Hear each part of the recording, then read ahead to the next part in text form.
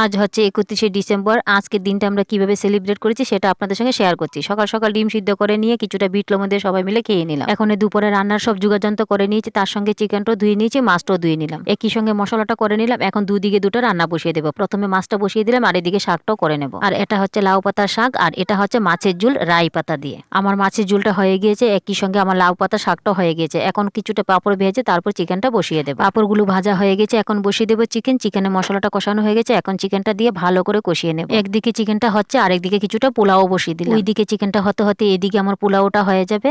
এই দেখুন আমার দুপুরে রান্না বান্না কমপ্লিট হয়ে গিয়েছে। এখন আমরা খেতে বসে পড়বো। স্যালাডটাও কাটা হয়ে গেছে আর পোলাওটা দেখুন কত ঝরঝরা হয়েছে। এখন সন্ধ্যা 7টার মতন বাজে, চলে আসলাম আমরা পিঠা বানাতে। প্রথমে কিছুটা নারিকেল ভালো করে ভেজে নিয়েছে, এখন পিঠা বানানোর প্রিপারেশন শুরু হয়ে গেল। আজ শুধু কিছুটা কুলি পিঠাই বানাবো। প্রথমবারের মতো কুলি পিঠা একবার নামিয়েও নিলাম। চলুন এখন বাকি পিঠাগুলো করে নেই। এই ছিল আমাদের 31শে ডিসেম্বরের সেলিব্রেশনের একটা video. Thank you for watching.